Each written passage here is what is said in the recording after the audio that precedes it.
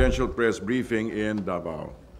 This also serves as the soft launch of a program produced under the auspices of the presidential spokesperson called the Mindanao Hour, a regular, if not daily program that will give updates on the situation in Mindanao. Facts and figures will be provided by AFP spokespersons, and insights will be provided by the appropriate state or non-state actors. Before we call on our resource persons this morning, I'd just like to share a bit. As of 9:55 p.m. last night, 25th of May 2017, President Rodrigo Roa Duterte signed and submitted the report relative to Proclamation number 216, dated 23 May 2017, entitled Declaring a State of Martial Law and Suspending the Writ of Habeas Corpus in the Whole of Mindanao. Submitted it to Congress, providing the basis for declaring martial law and suspending the writ of habeas corpus in Mindanao during the special cabinet meeting at the Presidential Guest House in Panacan in Davao City. Also, the Press Secretary of the U.S. has expressed solidarity with the Philippines and condemns the recent violence perpetrated by an ISIS-linked terrorist group in Marawi in southern Philippines, and he stated that the U.S. will continue to provide support and assistance to Philippine counter-terrorism groups. Also, the new Foreign Affairs Secretary, Alan Peter Cayetano, thanked Moscow for its commitment to strengthen cooperation with Manila, particularly in security and intelligence cooperation, and in stepping up measures to combat terrorism, especially amid violence in southern Philippines. In his words, current developments in Mindanao, where ISIS involvement is suspected, support our common desire to strengthen security and intelligence cooperation and make this a safer world for all of us, for all of our people, Cayetano said. So let me again express our gratitude for Russia's offer to share your expertise, experience, and vast knowledge in the field of security and fighting terrorism. This morning we are joined by Solicitor General Jose Calida and AFP spokesperson Resty Padilla. We defer now to Solgen Calida. Thank you, Secretary Ernie Abella, my fellow kababayan. We are both from Davao City, actually. First of all, I'd like to read a statement. The proclamation of martial law and suspension of the privilege of the writ of habeas corpus in Mindanao should not be a cause for alarm for our law-abiding citizens. President Rodrigo Roa Duterte has ample factual basis for such proclamation. The festering rebellion of the Maute terrorist group, which has pledged allegiance to the virulent ISIS, otherwise known as Daesh in Arabic, is a compelling reason why martial law was declared. Our security and intelligence units have monitored ISIS and Maute literature and publications containing orders to their adherents to attack the Philippine government and establish a, quote, wilayat, unquote, or ISIS province in Mindanao. The order to attack is not only focused on the government. People they consider as infidels, whether Christians or Muslims, are also targets of opportunity, whether they are found in Marawi, Cagayan de Oro, Davao, Zamboanga, Cebu, Manila, and other cities. What is worrisome is that the ISIS has radicalized a number of Filipino Muslim youth. This is evidenced in the Davao City bombing last September, where young Moros were involved. The Hilongos Leyte bombing was the handiwork of a young Balik Islam recruits. Several bombings in Cotabato, Sultan Kudarat, Sulu, and Basilan were all perpetrated by either the Maute terrorist group or the Abu Sayyaf. And between the two, the Maute group is the most dangerous as it represents the ISIS Islamic extremists here in our country. In fact, the Maote group has been involved in video-recorded beheadings of hapless victims. What's happening in Mindanao is no longer a rebellion of Filipino citizens Filipino citizens. It has transmogrified into invasion by foreign terrorists who heeded the clarion call of the ISIS to go to the Philippines if they find difficulty in going to Iraq or Syria. The dream of the Maote group, which has pledged allegiance to the ISIS and to its flag, is to transform Mindanao into an Islamic state, or in their language, Daula Islamia. The infamous Abu Sayyaf Isnilon Hapilon has been declared by the ISIS as its emir or leader in the Philippines. Given the above clear and present dangers and atrocities happening in Mindanao, especially in Marawi City, it is the President's constitutional duty to unsheath the Republic's sword of martial law to crush the rebellion that threatens to divide our country. The least we can do as law-abiding citizens is to repose our trust in the wisdom and determination of President Duterte to excise this evil in our land. Thank you. You may now ask questions because after this I'll be checking out of this hotel.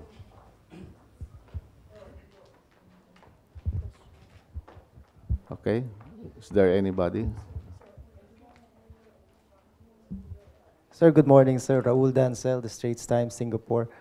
Concerning what you just said, that it has transmogrified into an invasion by foreign fighters.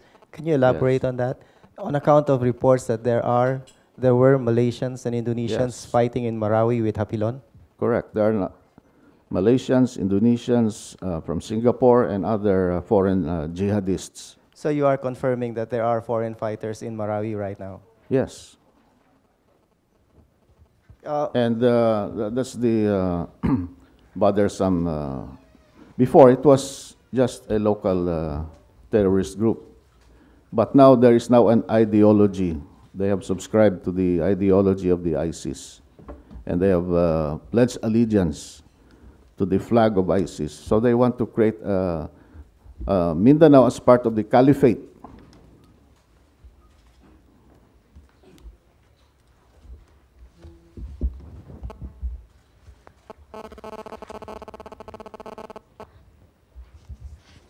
Okay. There being none? Oh, okay. For Secretary Abella, aside from the signing of the declaration of martial law, can you cite some of the major points discussed during the cabinet meeting? Which last night you mean? Yeah. Basically, it was the discussions circulated around the details regarding the implementation of martial law. I cannot, of course, divulge details, but basically it's about security, implementation, and mainly all around that. Thank you. Hi, sir. I'm Ina Andolong from CNN Philippines. This is for Soljan Galida. Sir, apart from the pestering rebellion that you talked about, is that the basis na pinoint out po doon sa report that the President submitted to Congress and the Senate? Or can you tell us a bit more about the justification doon sa proclamation na ibinigay po doon sa Congress? We have not yet seen the actual report, although it was discussed. But we are laying down the basis why martial law was declared. This is not a knee-jerk response of the President, because as you know very well, this has been going on for quite some time. It just so happened that there was this, how do you call it, explosive situation in Marawi City because there were already antecedents prior to that. Yes. Sorry, another one. You said that the U.S. will continue to assist our troops in its fight against Maute and the ASG.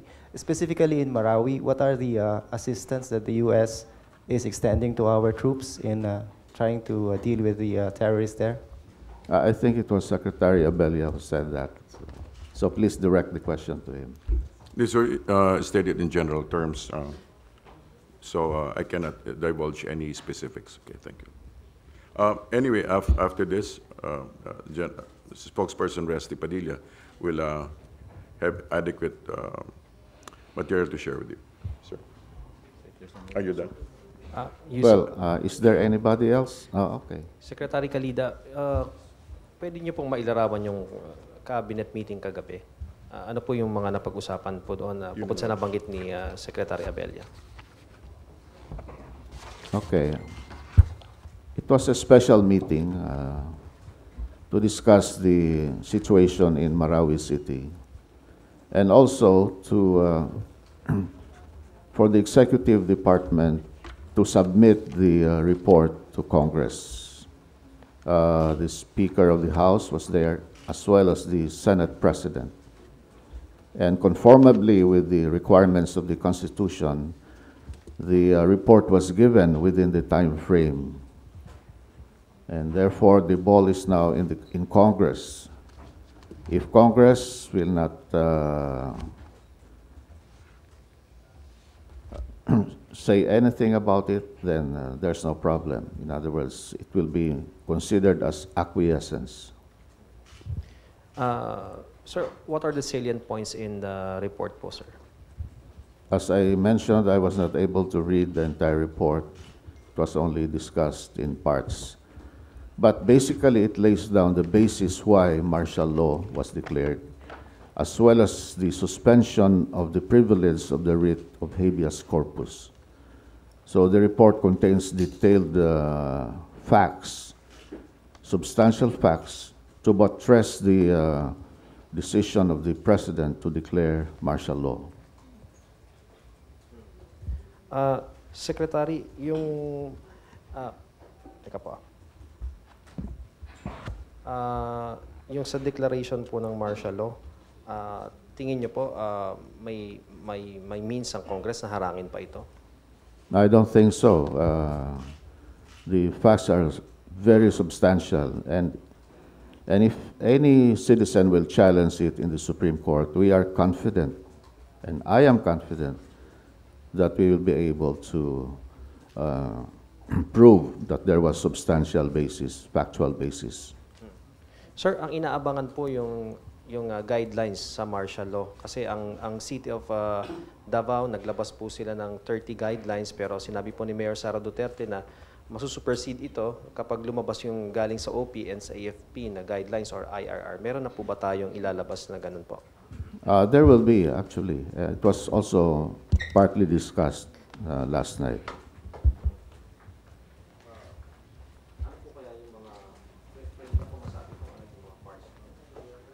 Well, there will be, of course, the letter of instruction, who will administer the martial law, who will implement it, etc.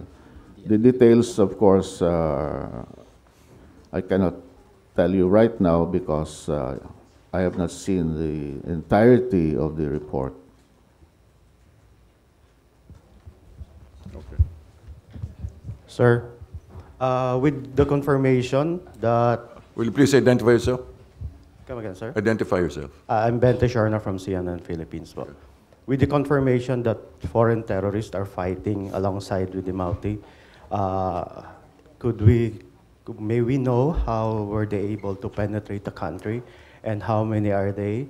And could you also confirm if among those killed are the foreign terrorists? I will defer to our military spokesman. He knows better than me. If there are no more questions regarding the legal side of the proclamation, then I suggest that we listen now to Spokesperson Resty Padilla, who will be able to give you more adequate facts pertaining to your questions. Thank you. Sir, this may not be... Will you please identify yourself? Sir, Manuel Cayon of Business Mirror. All right. Sir, I don't know if this is entirely about the legal basis of the proclamation, but during the last 2 days, Davao City has rounded up about 250 persons of interest, and I don't know. I suggest we defer first to the spokesperson, and then you can ask the questions later. Okay? Okay. Okay. Thank you. Well, I have no personal knowledge of the arrest, but that is part of the, they were not really arrested, but they were invited to shed light why they're there. And I believe they were released after their identities were established. Yeah, that's supposed to be my question. If people outside Mindanao were particularly concerned about the repeated assurances of government that civil rights would be protected and observed, and I don't know if in this arrest and in the raids in suspected places, if the courts have jurisdiction in this, and if the legal rights have been observed. Well, you must remember, together with the declaration of martial law, the President also proclaimed a suspension of the privilege of the writ of habeas corpus.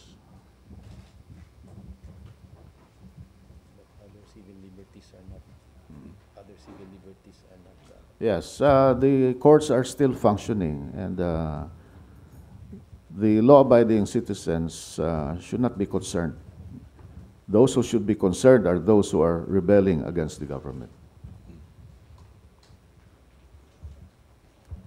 Sir Padilla, Diane from UNTV. Speak clearly, please. Yes. Mr. Padilla from... will you please, questions for Mr. Padilla after he makes a report. Okay, thank you. Anything else? Anybody else? Good morning, sir. I am Maria Hor from Philippine News Agency, Davao, to Secretary Calida. Sir, there is an ongoing peace process. How will this impact, considering that many of those who are working or the stakeholders are worried how this martial law will affect the peace process? Other groups, the MNLF, MILF, and the NDF. This will not affect the ongoing peace process talks because they are not involved in this rebellion. Unless. Anybody else, please? Thank you. Good morning, sir. I am Marilu Tolentino from the XRP Radyo ng Bayan. Tumayo po kayo. I am Marilu Tolentino from the XRP Radyo ng Bayan. Sir, what can you say about the plans of Muslim lawyers to file petition sa Supreme Court para mapawalang bisa po itong declaration ng martial law? Well, the Constitution says any citizen can go to the Supreme Court, and they have the right to do so. However, the Office of the Solicitor General will be defending the Republic of the Philippines and the President when this matter goes up to the Supreme Court. Meron pa po? Sir, to Secretary Abella, I'm Christy po from Sunshine TV. Sir, I'm Christy po from Sunshine TV. Sir, there is a suggestion from FVR na i-reduce po yung declaration of martial law, not just in some areas of Mindanao, sir, and Luzon and Visayas. I defer that to Solicitor General. Who said that? FDR. FVR po, sir. Suggestion po ni FVR. He suggested that what? To reduce the areas of martial law. Yung specifically lang po dun sa mga conflict. Well,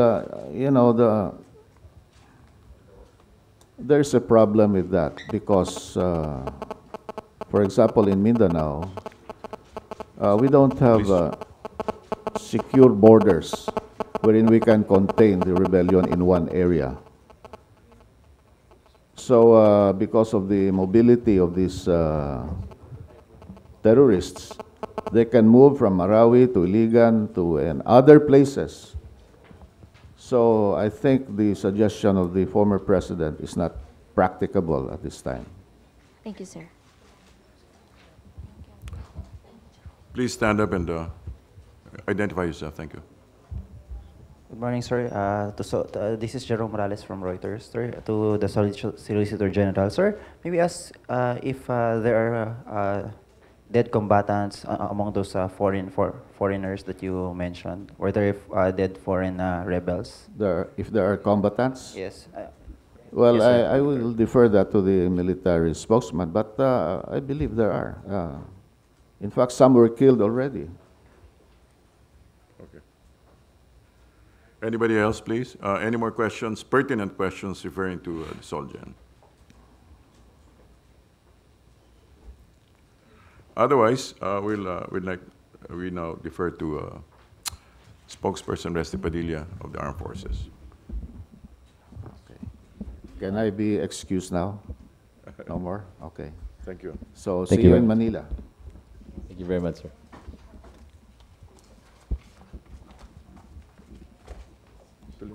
Good morning, everybody. I am General Padilla, the spokesperson for the Armed Forces and the designated spokesperson for the implementation of martial law by the military within Mindanao.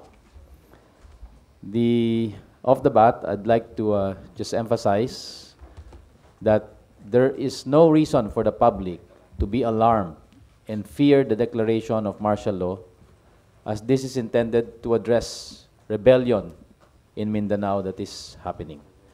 The legal basis for which the declaration has been made has been discussed by the Solgen, and later on I will not answer anything pertaining to any legalities of the declaration. Matters within the implementation, yes, I will do that. Politically motivated questions and legal issues, I will leave that to the lawyers and the politicians. Again, as a second point, we would like to emphasize that it is the greater interest of the public that is at the heart of the implementation of martial law, and that the armed forces will clearly go by all the guidelines that will be issued, and the issued guidelines recently by the Department of National Defense, where emphasis has been placed on upholding the rule of law and to abide and uphold established laws pertaining to human rights. There are many quarters, on this account, there are many quarters who have been raising issues already. They are people living in the past. I would like to state that under the new basis for which martial law is declared, those of the past are very different from the way it is going to be implemented today. Our armed forces is a new armed forces that you should trust. We are the armed forces of the people whose oath is to protect the state and every citizen of this country. And we will do that even at the cost of our lives, as you have been seeing in the many months that we have been fighting this threat. May I also emphasize that law-abiding citizens need not worry, as this is aimed at lawless elements involved in rebellious activities.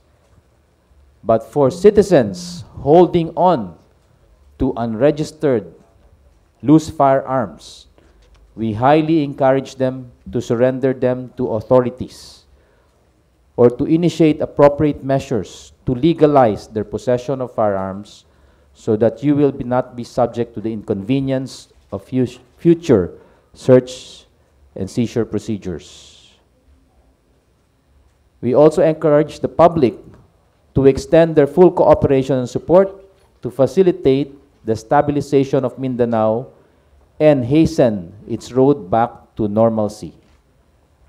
And hence, in this regard, we do request the public to be patient in the measures that will have to be undertaken to ensure that we are doing and going in that direction, part of which is the establishment of checkpoints in all areas and the possible declaration of curfew hours in certain parts of Mindanao.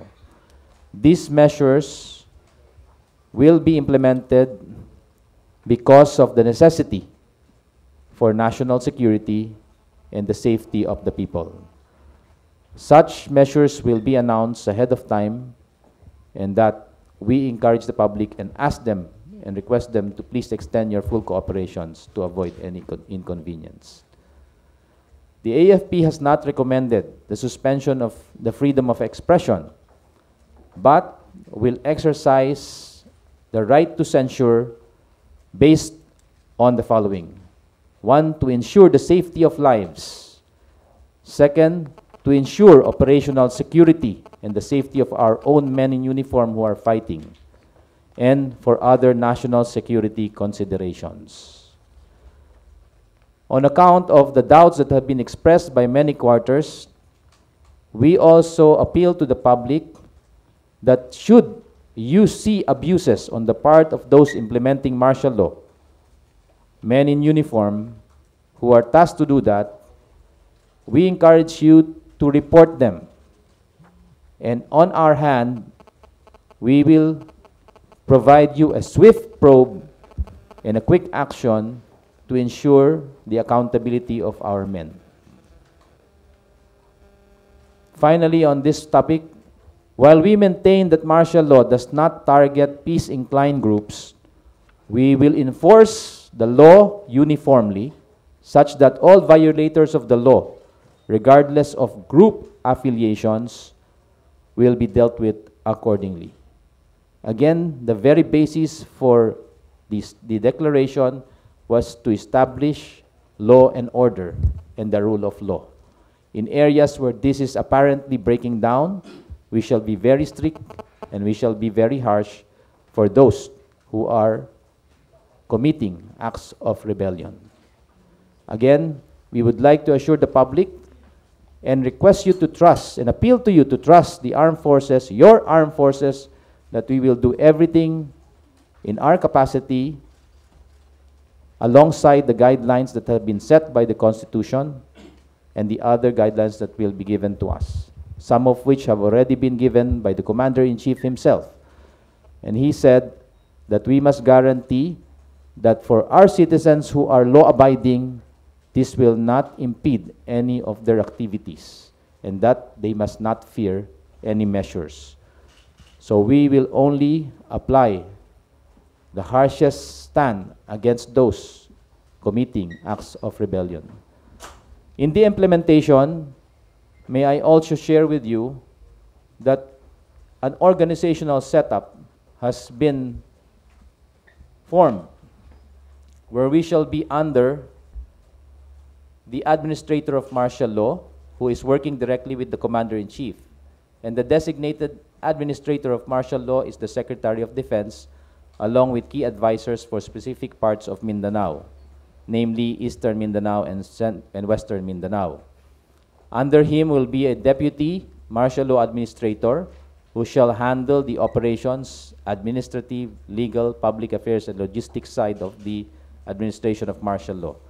And directly under that will be the Chief of Staff, who will be the implementer of martial law, and under him, working with him, will be the Chief of the Philippine National Police. And if you will allow me, I'll just share with you that organizational set up for a clearer understanding.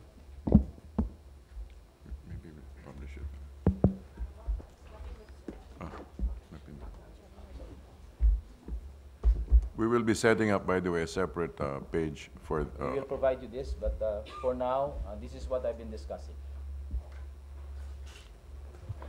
Oh, you can take shots of it later. Okay, thank you. So, underneath the Commander-in-Chief is the Martial Law Administrator, who is the Secretary of National Defense. And working with him are several advisors for the areas of Mindanao.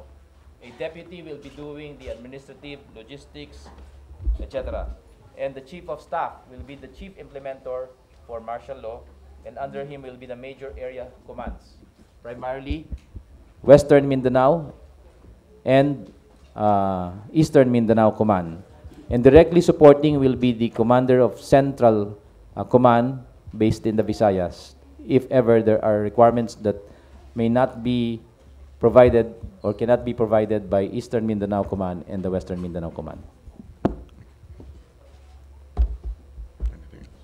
Now, on updates in the operational area, if you will allow me, the focus of operations right now is to clear the city of every terrorist that is still currently in the area.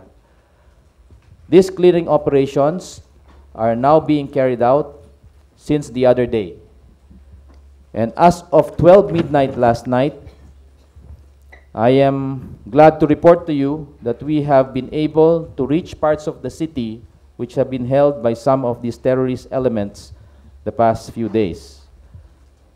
We entered the Bangulo area and in the process neutralized 18 and recovered 5 high-powered firearms, bringing the total number of terrorists killed to 31, and lately the recovery of additional firearms, bringing the total firearms recovered to 11.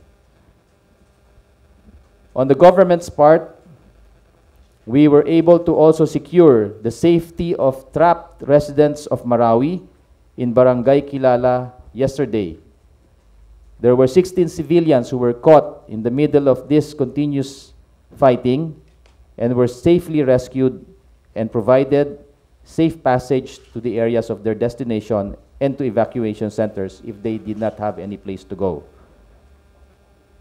Our men and women in the armed forces is committed to their mission. And because of this commitment, it is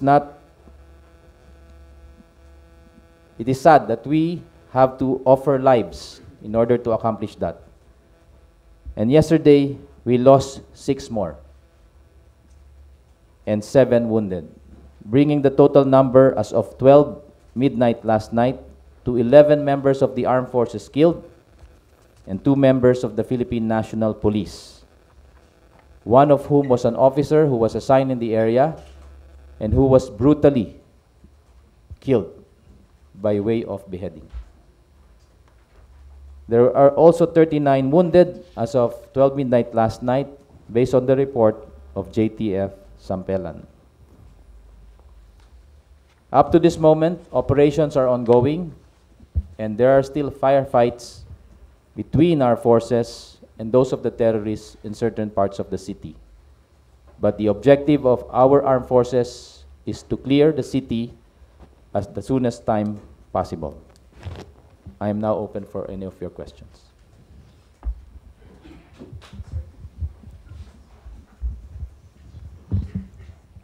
Sir, good afternoon. Raul Dancel, The Straits Times. Can I just run with you the matter about the presence of foreign terrorists in Marawi?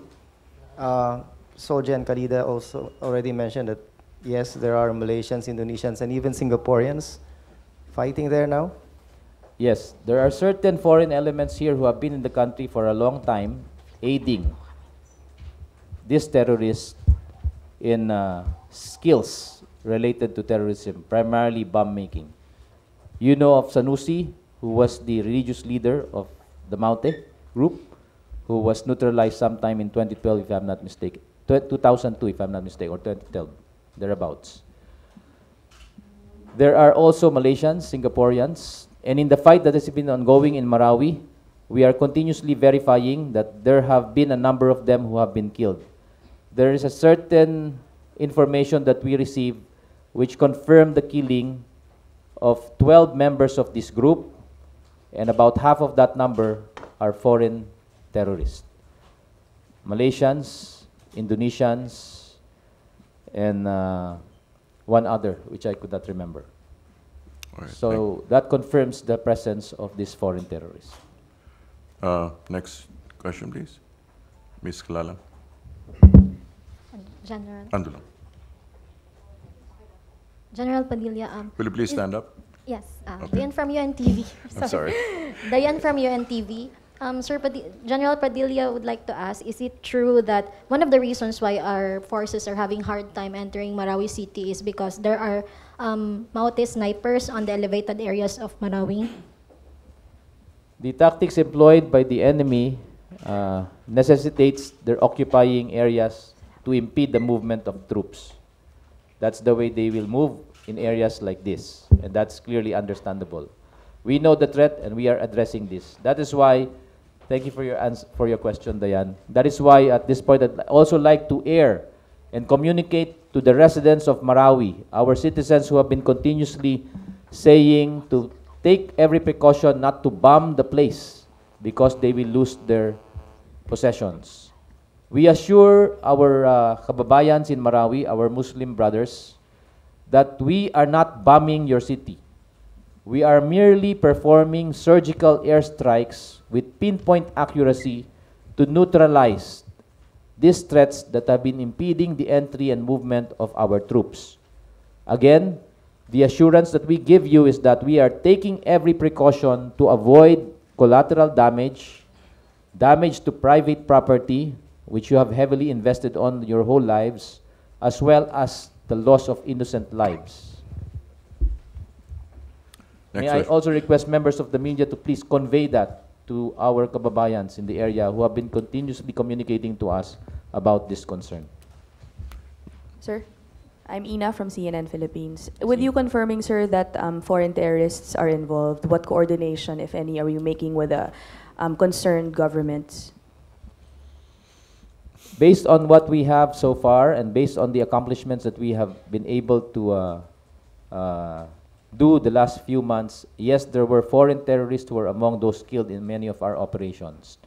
And yes, we have been communicating with their governments to cooperate on whatever assistance, information-wise, can be provided to us, as well as what we can provide to assist them on our end.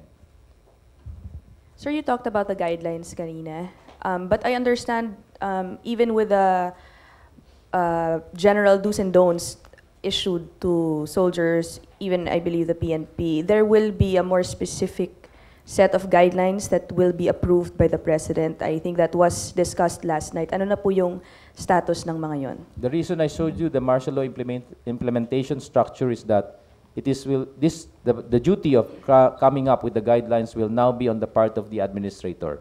And they are currently working on this, even as we speak.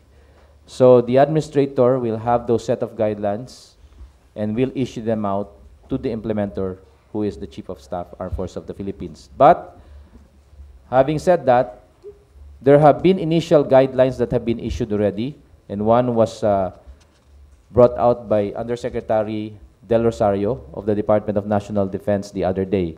I am sure you were able to take cognizance of that.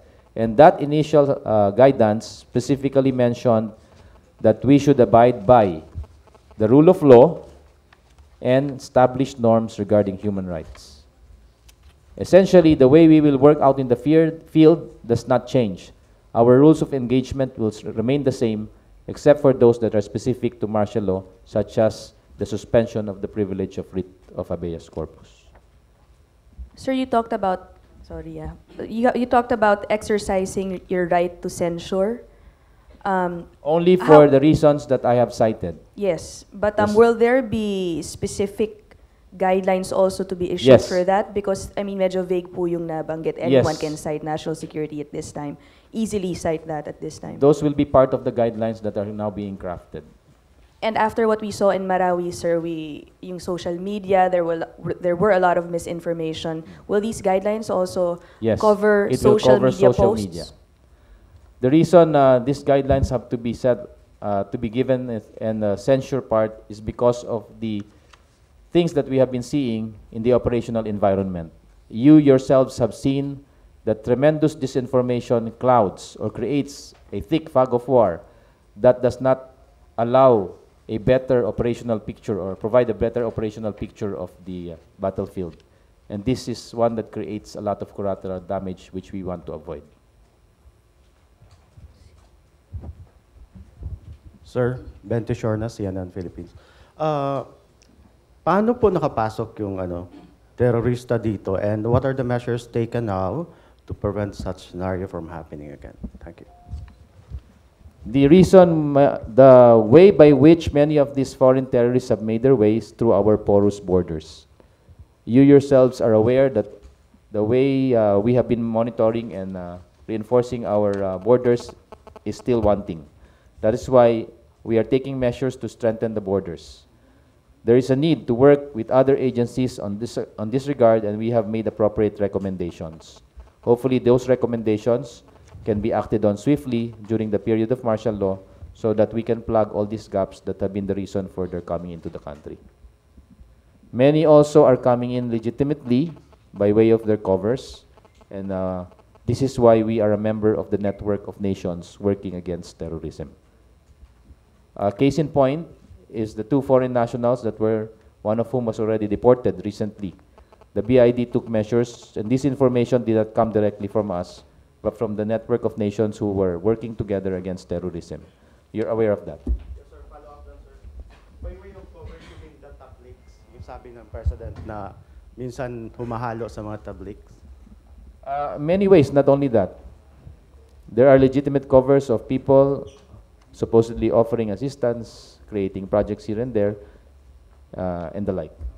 I cannot go to the specifics so that we do not communicate our punches.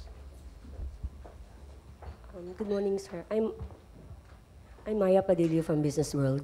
Sir, you've mentioned kanina na what are the cities covered with your clearing operations, and how many cities have been cleared so far?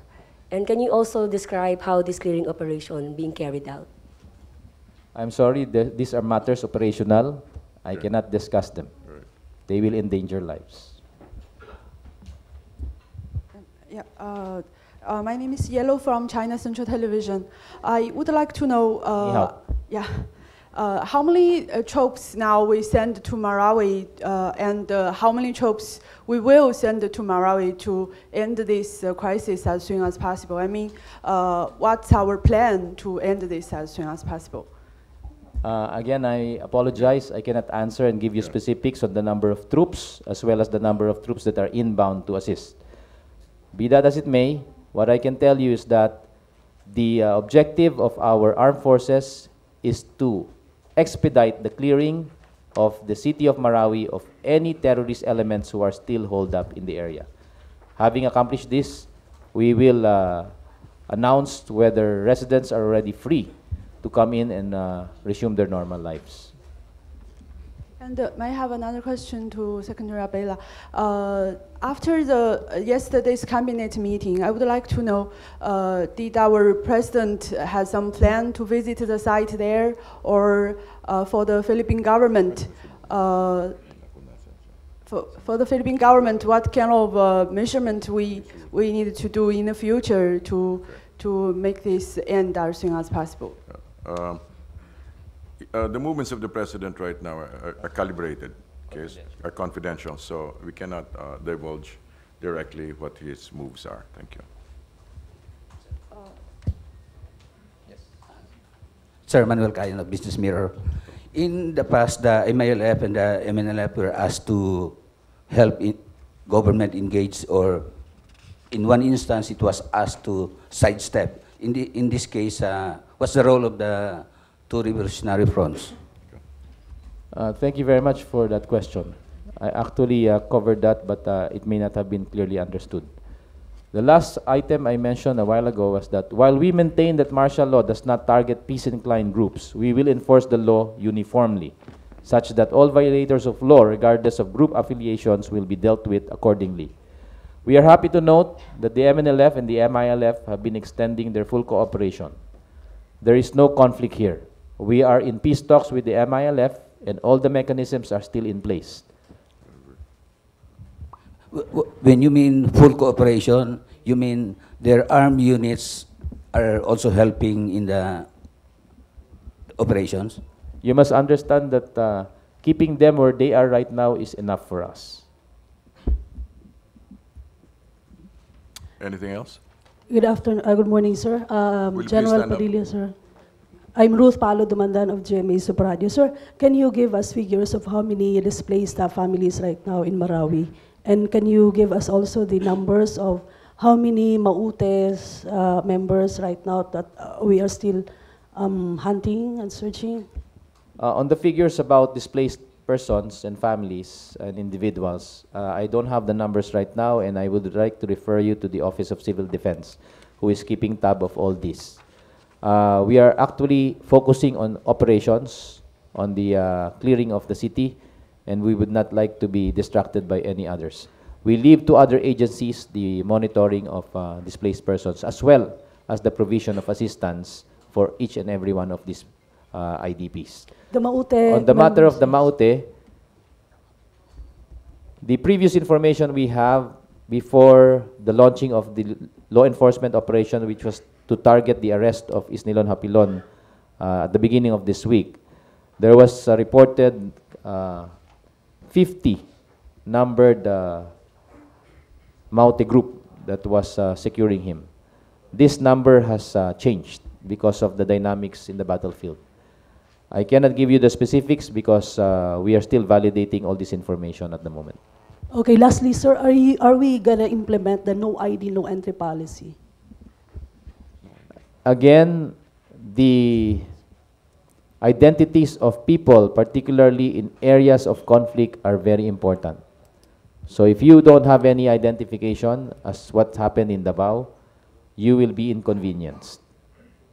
So please carry with you your identification and the reason for your being in certain areas where you will be held up. Last two questions, please. Sir, Edith Caduay of Newsline. Sir, she mentioned about the ID system which is being asked of every citizen in the city and maybe in other parts of Mindanao. Will this declaration pave the way for the unified enforcement of the national ID system? Secretary Abella, please. Come again. About the ID system. Because in the light of this martial law, ID has been very crucial thing a person must have in every time. Yeah. That will be a matter of the legislation. But there was this proposal before, sir, but it's pending in Congress, I suppose. Will it revive the proposal? General Padilla. Based on my understanding and the monitoring of Congress, I understand that it's already about to be implemented. It has gone through Congress and I think it has been approved. That there is a need to have a national ID system for the purpose of transacting business with government. I will refer you to this to the Senate or the Congressional Secretariat, who may provide you the specifics of how that has happened. Last, sir. Okay, one follow-up. Okay. Thank you. To General Padilla, sir, given the border problem in Mindanao, how can we be assured, how can the secured areas be assured that the Marawi incident will not spread in other areas which is not yet contained with the terror cells? Thank you very much. The declaration of martial law allows us a degree of latitude to exert and to enforce certain actions that will work on that aspect.